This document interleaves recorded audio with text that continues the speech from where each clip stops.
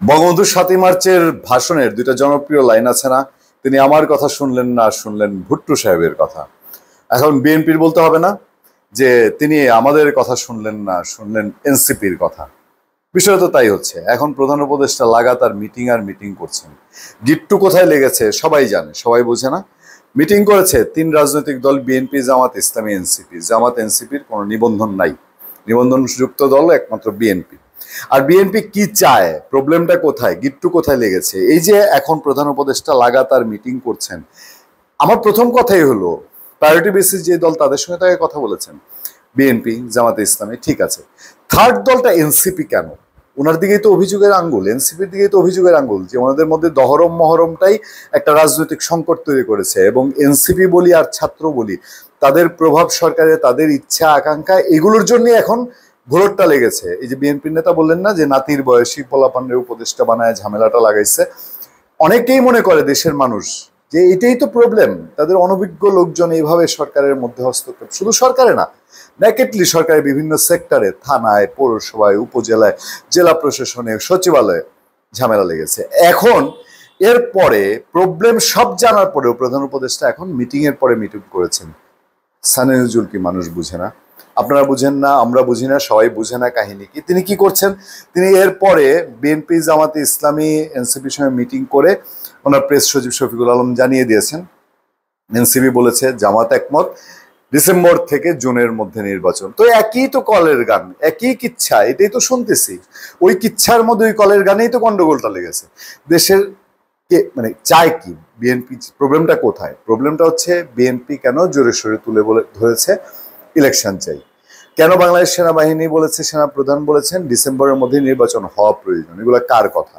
এ তো দেশের মানুষের পালস, দেশের মানুষই চারদিকে বলা বলেই হচ্ছে এই সরকার পারছে না, সরকার চারদিকে একটা ভোজগট লেগেছে, অর্থনীতি, আইন শৃঙ্খলা, শান্তি নাই, সবচেয়ে বড় কথা। এখন আবার তিনি প্রধান উপদেষ্টা তিনি বৈঠক করছেন, এর মধ্যে তো পদত্যাগের একটা নাটক ঘটেই গেল, সবাই বুঝে গেছে এখন এটা হলো বিএনপির একটা প্রেসারে ফেলার জন্য। উনি বৈঠক কার কার সঙ্গে করছেন দেখেন, বৈঠকে অংশগ্রহণকারী নেতারা আরো যে 20 নেতার সঙ্গে কথা বলছেন। বাংলাদেশ কমিউনিস্ট পার্টি, আচ্ছা, সাবেক সভাপতি মুজাহিদুল ইসলাম সেলিম, যেসব নেতাদের সঙ্গে কথা বলছেন। আচ্ছা, লিবারেল ডেমোক্রেটিক পার্টি এলডিপির সভাপতি কর্নেল অলি আহমেদ, নাগরিক ঐক্যের সভাপতি মাহমুদুর রহমান মান্না, গণসংহতি আন্দোলনের প্রধান সমন্বয়কারী জুনায়েদ সাকি, বিপ্লবী ওয়ার্কার্স পার্টির সেক্রেটারি সাইফুল হক, জাতীয় গণফ্রন্টের সমন্বয়কারী টিপু বিশ্বাস, রাষ্ট্র সংস্কার আন্দোলনের প্রধান সমন্বয়ক হাসনাত কায়ুম, এবি পার্টির চেয়ারম্যান মুজিবুর রহমান মঞ্জু, ভাসানী জনশক্তি পার্টির চেয়ারম্যান শেখ রফিকুল ইসলাম বাবুল, জাতীয় সমাজতান্ত্রিক দল জেএসডি সাধারণ সম্পাদক শহীদুদ্দিন মাহমুদ স্বপন, আরো বিভিন্ন জনের সঙ্গে তিনি কথা বলবেন। তার মধ্যে তালিকায় আছেন হেফাজতে ইসলামের মহাসচিব। নামগুলো কেন বলছি আপনাদেরকে, এগুলো বলার আমার একটা উদ্দেশ্য আছে, একটা উদ্দেশ্য ছাড়া আমি নামগুলো এখানে উচ্চারণ করছি না। মহাসচিব হেফাজতের সাজিদুর রহমান, ইসলামী আন্দোলন বাংলাদেশের মুফতি সৈয়দ মোহাম্মদ রেজাউল করিম, বাংলাদেশ খেলাফত মজলিসে আমির মাওলানা মামুনুল হক, খেলাফত মজলিসের মহাসচিব আহমেদ আব্দুল কাদের, হেফাজতের যুগ্ম মহাসচিব মাওলানা আইজুল হক ইসলামাবাদী, জমিয়তে উলামায়ে ইসলামের বাংলাদেশের মহাসচিব মাওলানা মঞ্জুরুল ইসলাম আফেন্দি, গণ অধিকার পরিষদের নুরুল হক নূর, বাংলাদেশ জামি ইসলামী পার্টির জাতীয় নির্বাহী পরিষদের মহাসচিব মাওলানা মুসা বিন ইজহার ও জাতীয় ঐক্য জোটের মহাসচিব মুফতি সাকাওয়াত হোসেন রাজি। এই যে নামগুলো বললাম আপনাদের সময় নষ্ট করে, বলেন তো এদের সবাইকে একত্রিত যদি করা হয়, একজোট করা হয়, বাংলাদেশের কত পার্সেন্ট মানুষের রিপ্রেজেন্ট করে তারা? তারা কতজন মানুষ? আমি কাউকে ছোট করছি না, দেখেন, ছোট বড় করার বিষয় না, বিষয়টা হচ্ছে বাস্তবতা। বিএনপি একটা বড় দল, তারা একটা দাবি তুলেছে, সেনাবাহিনী বড় একটা স্টেক হোল্ডার, তারা একটা মতামত জানিয়েছে।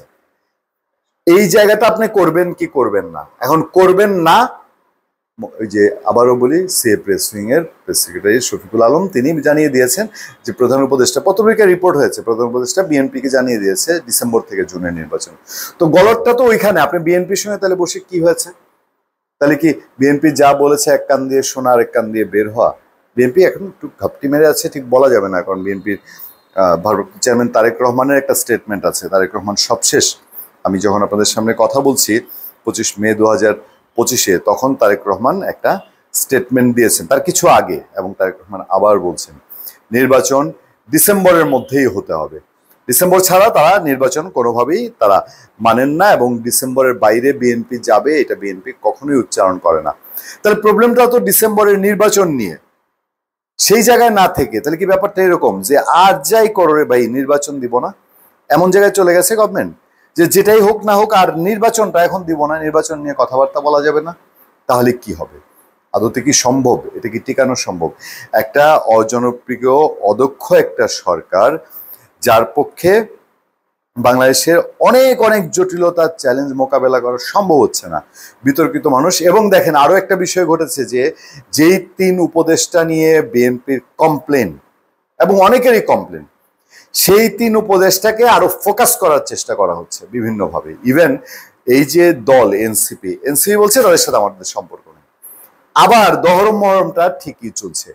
এই 3 জনকেই এনসিপি বলছে যে কি এদের মধ্যে 2 জন মাহফুজ আসিফ তারা জুলাই আন্দোলনকারীদের প্রতিনিধিত্বকারী।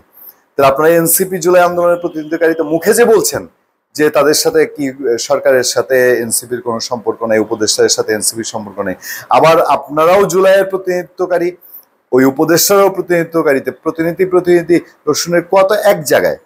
ডিসেম্বরের মধ্যেই নির্বাচন চাইলেন তারেক রহমান।